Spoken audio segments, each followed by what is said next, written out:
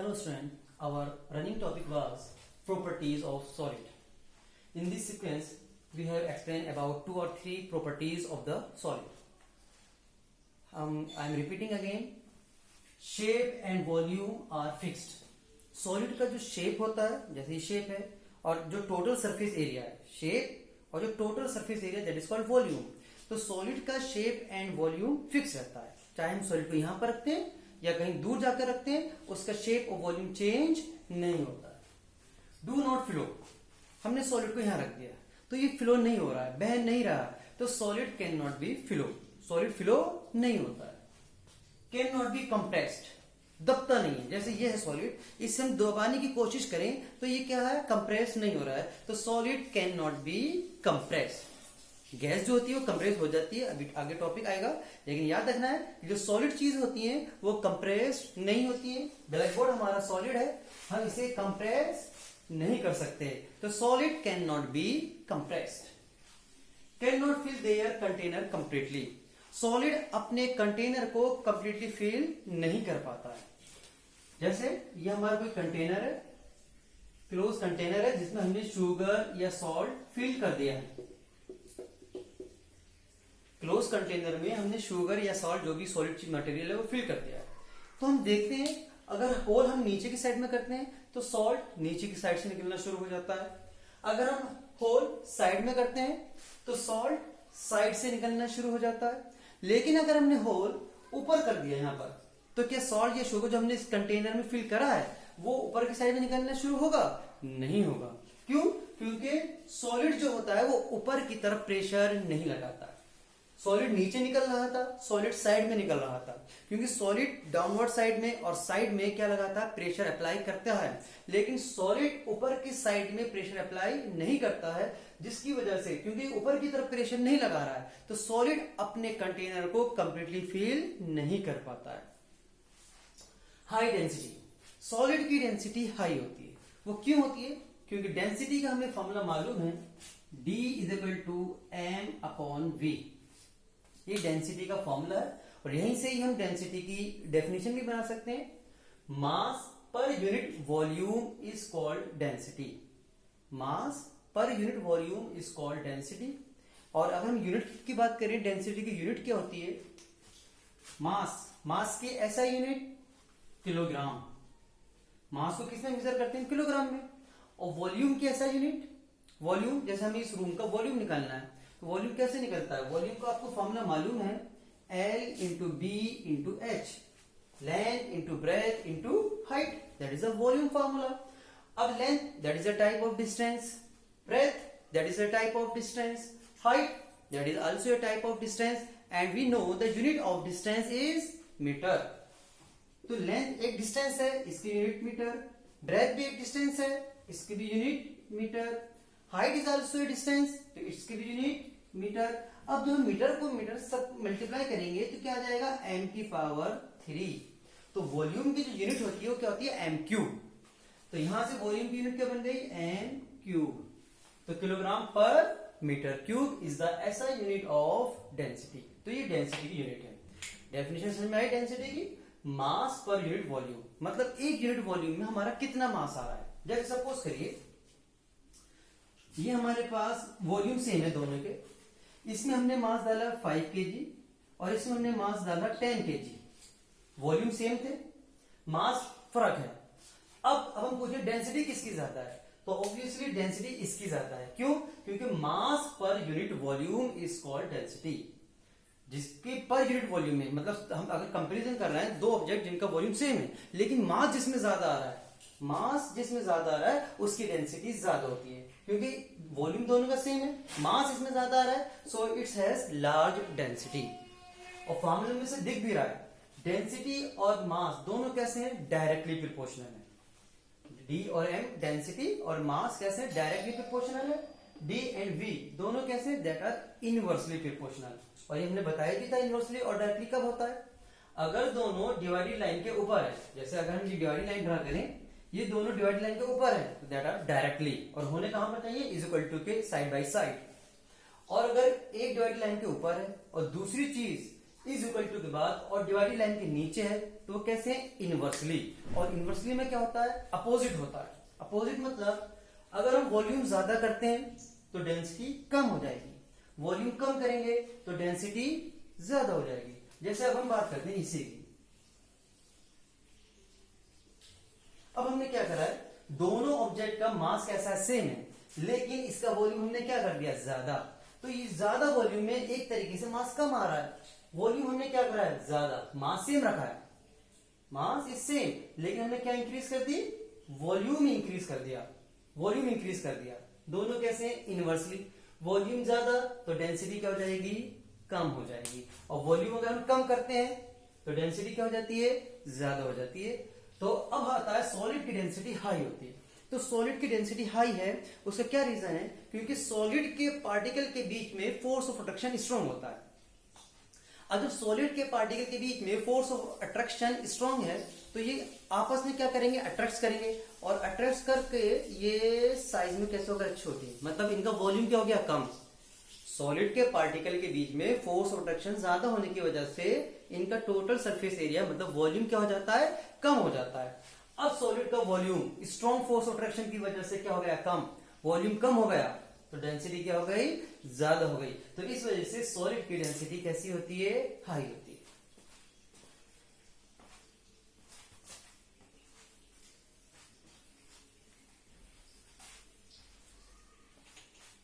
Now properties of liquid. Properties of liquid. Liquid की क्या properties हैं, तो अब देखते हैं हम लिक्विड का शेप और वॉल्यूम की बात करते हैं। तो लिक्विड का शेप कैसा होता है, तो ऑब्वियसली लिक्विड का शेप चेंजेबल होता है, मतलब वो कांस्टेंट नहीं होता, फिक्स नहीं होता है। अब जैसे आप बाजार से अगर आप 1 लीटर दूध लाते हैं, उसने पॉलीथीन में दिया, आपने लाकर अपने उसे वेसल्स में डाल दिया। अब जिस शेप के भी वेसल्स में डालते हैं तो आप देखते हैं वो मिल्क उसी वेसल्स का शेप ले लेता है। तो क्या समझ में आया कि जो लिक्विड है उनका शेप फिक्स नहीं होता है, हम जिस शेप के वेसल्स में डालेंगे वो लिक्विड उसी वेसल्स का शेप ले लेता है। तो लिक्विड का शेप फिक्स नहीं है, लेकिन लिक्विड का वॉल्यूम फिक्स होता है। आप बाजार से 1 लीटर लाकर आपने अपने बर्तन में डाल दिया, तो क्या वो आधा लीटर हो गया, नहीं, अभी भी वो कितना है, 1 लीटर ही है। तो मतलब लिक्विड का वॉल्यूम फिक्स है, लिक्विड का शेप फिक्स नहीं है। तो एक पहली प्रॉपर्टीज हो गई, volume fixed but shape is not fixed. Liquid volume fix है लेकिन शेप फिक्स्ड नहीं है। अब आता है सेकंड, क्या लिक्विड फ्लो होता है, yes obviously liquid can be flow. अगर हम यहां पर फ्लोर पर अपना लिक्विड थ्रो कर दें तो आप देखेंगे लिक्विड फ्लो हो रहा है, बह रहा है, तो मतलब liquid can be flow, liquid can be flow, तो लिक्विड फ्लो हो जाता है। Third one, liquid can be compress और नॉट। लिक्विड को हम कंप्रेस मतलब दबा सकते हैं या नहीं, तो याद रखिए liquid can not be compressed. Liquid compress होता है बट वेरी वेरी लिटिल। जब हम लिक्विड को पर प्रेशर लगाएंगे, अब क्या होता है, जैसे ये हमारा क्लोज वेसल्स है, ये वेसल्स है हमारा, यहां पर हमने पानी भरा है। अब बच्चा क्या कहता है, जब हम कहते हैं कि liquid can not B compress, बच्चा कहता है जब हम इसे यहां से प्रेस करते हैं तो दब जाता है। वो क्या मतलब है, हम यहां से कुछ चीज दबा रहे हैं तो वो साइड से ऊपर हो गया, वो दबा नहीं है, वो क्या हुआ, अगर साइड में खाली जगह है तो वहां पर अपना वॉल्यूम अपनी हाइट इंक्रीज कर लेता है, तो साइड से ऊपर उठ जाता है तो ये नीचे हो जाता है। तो ऐसा लगता है कि लिक्विड कैन बी कंप्रेस। लेकिन अगर हम एक क्लोज सिस्टम में कंप्रेस करते हैं, अब हमने एक ऐसा पिस्टन ले लिया जिसने उस कंटेनर को बिल्कुल भी जगह गैप नहीं छोड़ा, यहां पे साइड में भी बिल्कुल गैप नहीं है। अब हम इस पिस्टन को दबाएंगे जिसमें क्या भरा हुआ है, लिक्विड भरा हुआ है, कोई सा भी लिक्विड है। अब हम पिस्टन को दबाएंगे तो हम देखेंगे पिस्टन जो है वो नीचे नहीं जा रहा है, तो मतलब liquid can not be compressed. बहुत हल्का सा जाता है, बहुत हल्का, जिसे हम क्या मान लेते हैं, नेग्लिजिबल। तो liquid can not be compressed, liquid can not be compressed. Fourth one, क्या लिक्विड अपने कंटेनर को कंप्लीटली फिल कर सकता है? सॉलिड ने तो नहीं करा था। अब आया लिक्विड के बारे में, क्या लिक्विड अपने कंटेनर को कंप्लीटली फिल कर सकता है? तो याद रखना, liquid also can not fill their container completely. Liquid भी अपने कंटेनर को कंप्लीटली फिल नहीं कर पाता है। उसका भी सेम रीजन है कि अगर हम नीचे होल करते हैं तो लिक्विड नीचे से निकलेगा, साइड में होल करते हैं तो लिक्विड साइड में निकल जाता है। लेकिन अगर हम कंटेनर के ऊपर होल करते हैं, क्या कभी आपने देखा लिक्विड ऊपर आ रहा है? नहीं आता है। क्यों? क्योंकि लिक्विड ऊपर की साइड में प्रेशर नहीं लगाता है। तो लिक्विड भी नीचे की तरफ प्रेशर लगाता है, साइड में प्रेशर लगाता है, लेकिन लिक्विड ऊपर की तरफ प्रेशर नहीं लगाता है। तो इसकी वजह से लिक्विड भी अपने कंटेनर को कंप्लीटली फिल नहीं कर पाता है। Can not fill their container completely. ठीक है, अब आता है इसकी डेंसिटी के बारे में कि लिक्विड की डेंसिटी कैसी होती है। तो अब हमें मालूम है कि लिक्विड के पार्टिकल्स के बीच में जो फोर्स ऑफ अट्रैक्शन है, लिक्विड के पार्टिकल्स के बीच में जो फोर्स ऑफ अट्रैक्शन होता है वो सॉलिड से कम होता है, गैस से ज्यादा होता है। तो लिक्विड का वॉल्यूम जो हुआ, लिक्विड का जो वॉल्यूम हुआ वो सॉलिड से ज्यादा और गैस से कम। तो मतलब वॉल्यूम मॉडरेट आ रहा है, बीच का आ रहा है, मॉडरेट आ रहा है। तो लिक्विड का वॉल्यूम मॉडरेट है, तो जिसकी वजह से लिक्विड की डेंसिटी भी कैसी होती है? मॉडरेट होती है। मॉडरेट मतलब सॉलिड से कम होगी और गैस से ज्यादा होती है।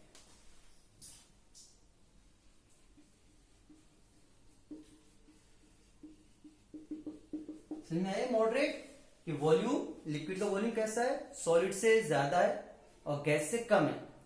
अब क्योंकि बीच में आ रहा है लिक्विड का वॉल्यूम, तो इस वजह से लिक्विड की डेंसिटी भी कैसी आएगी? बीच में आएगी, जिसे हमने बोला है moderate density. So that are the properties of liquid. Now we will talk about the properties of gas.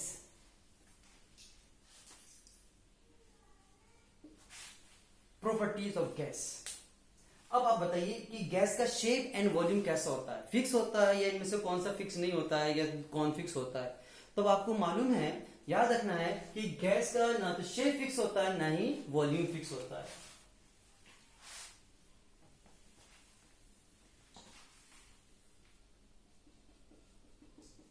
neither volume nor shape fixed।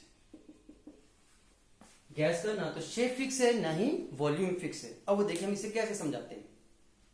ये हमारा रूम है, इस रूम में हमारी गैस है, तो गैस ने हमारे इस रूम का वॉल्यूम ले रखा है। तो इस रूम का जितना वॉल्यूम है वही हम किसका वॉल्यूम कंसीडर करेंगे? गैस का। और शेप भी किसका है? वो सॉरी, वॉल्यूम रूम का, और हमारा शेप भी किसका है? गैस का, इस रूम का। तो जो गैस यहाँ पे फिल है वो इस रूम का ही उसके पास वॉल्यूम है और इस रूम का ही उसके पास शेप है। अब हमने क्या करा, एक सिलेंडर आया, जो सिलेंडर आता है ब्लैक वाला सिलेंडर, आपने देखो बड़े वाले सिलेंडर जो होते हैं, उसमें हमने इस रूम की गैस भरना शुरू कर दिया कंप्रेस कर करके। अब हम क्या कर रहे हैं? गैस को कंप्रेस कर रहे हैं। तो एक प्रॉपर्टीज पता चल गई कि गैस का जो होता है, गैस जो है वो कैन बी कंप्रेस्ड।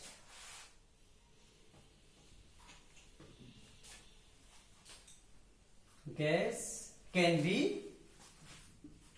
कंप्रेस, कि गैस को हम कंप्रेस कर सकते हैं, गैस को दबा सकते हैं।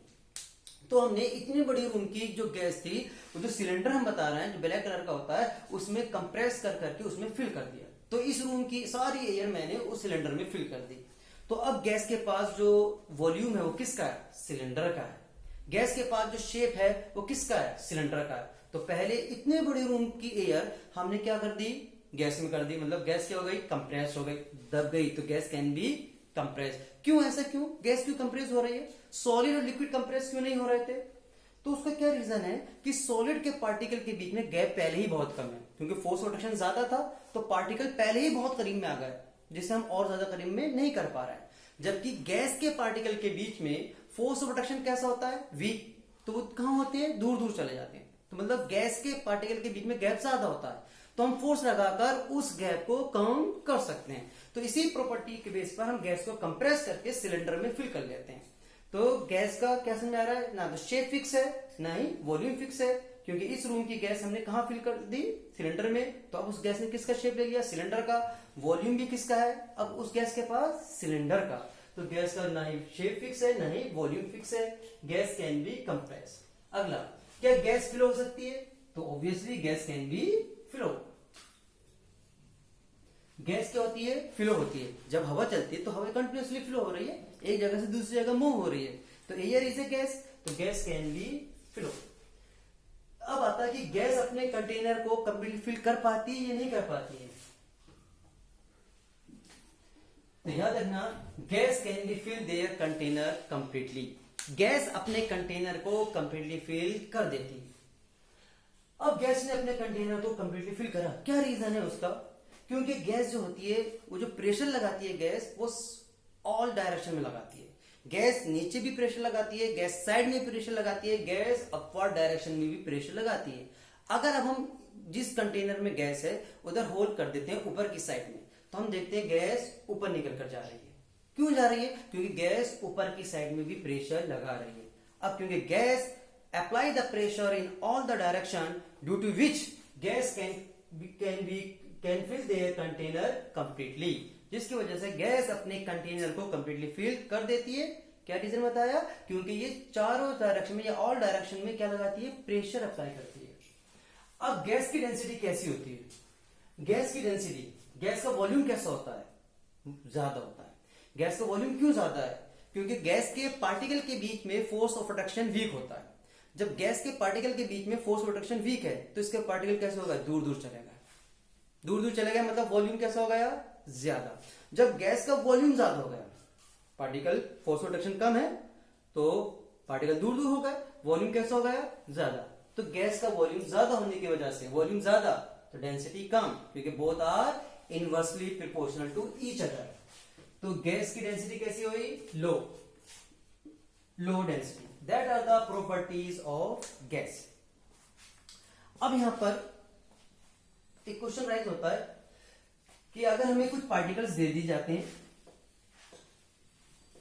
और वो पार्टिकल देने के बाद जिनमें उनकी फोर्स ऑफ अट्रैक्शन भी दे रखा है और गैप दे रखा है और मोशन दे रखी है ना, तो वो पूछना चाहते हैं ये सॉलिड है, लिक्विड है या गैस है। तो अगर हम सबसे पहले बात करते हैं फोर्स ऑफ अट्रैक्शन की, तो जिस पार्टिकल के बीच में उन्होंने फोर्स ऑफ अट्रैक्शन सबसे ज्यादा दिया है तो वो क्या होगा, दैट विल बी सॉलिड। और जिस पार्टिकल के बीच में फोर्स ऑफ अट्रैक्शन वीक दिया है दैट विल बी गैस। और जो इन दोनों के बीच में होगा दैट विल बी लिक्विड। ऐसे आता है। अब हम बात करते हैं गैप के बेस पर कि गैप के बेस पर कौन सॉलिड होगा, कौन लिक्विड होगा, कौन गैस होगा। तो अगर पार्टिकल के बीच में गैप ज्यादा है दैट विल बी गैस, क्योंकि गैस के पार्टिकल के बीच में गैस के पार्टिकल के बीच में गैप ज्यादा होता है। और अगर पार्टिकल गैप बहुत कम दिया है तो वो क्या होगा, दैट विल बी सॉलिड, क्योंकि सॉलिड के पार्टिकल के बीच में गैप कम होता है। और गैप दोनों के बीच में दिया है तो वो कौन होगा, लिक्विड, क्योंकि लिक्विड के पार्टिकल के बीच में गैप सॉलिड से ज्यादा और गैस से कम होता है। थर्ड वन है मोशन के बेस पर। मोशन बोलते हैं या काइनेटिक एनर्जी बोले, अगर मोशन आ रहा है या काइनेटिक एनर्जी आ रही है तो एक ही बात है। तो किसके पार्टिकल के बीच में मोशन ज्यादा होती है और किसके पार्टिकल के बीच में मोशन कम होती है। तो याद रखना, अगर मोशन सबसे कम दी है तो दैट विल बी सॉलिड, क्योंकि सॉलिड के पार्टिकल के बीच में मोशन कम होती है। सॉलिड के जो पार्टिकल्स होते हैं वो अपनी जगह वाइब्रेट करते हैं, तो मतलब उनमें मोशन कैसी है, कम। तो जिन पार्टिकल के बीच में उन्होंने मोशन कम दी है तो वो कौन है, सॉलिड। और गैस के पार्टिकल तो फ्रीली मूव करते हैं। गैस के पार्टिकल कैसे मूव कर रहे हैं, फ्रीली। तो जिन पार्टिकल के बीच में मोशन ज्यादा है दैट विल बी गैस, और बीच में दिया है तो लिक्विड। तो इस बेस पे भी अगर क्वेश्चन बना सकते हैं कुछ हिंट देकर कि ये सबसे ज्यादा इसमें गैप दिया है, इनमें गैप सबसे कम है, तो क्या होगा, तो गैप ज्यादा है तो गैस और गैप कम है तो सबसे कम है तो solid.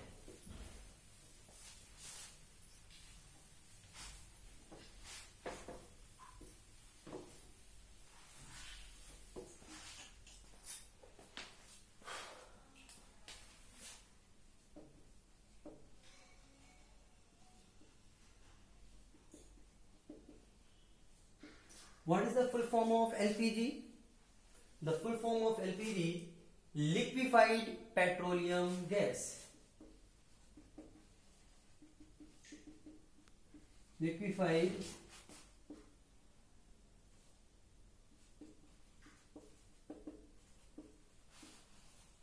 liquefied petroleum gas, CNG, compressed natural gas। ये फुल फॉर्म कभी कभी बाय चांस पूछ लेते हैं तो आपको लर्न होनी चाहिए। एलपीजी की full form liquefied petroleum gas, CNG की full form compressed natural gas. ये जो एलपीजी गैस है ये कब हमें ऑब्टेन होती है? जो हमें जमीन से पेट्रोलियम मिलता है। और पेट्रोलियम का क्या होता है?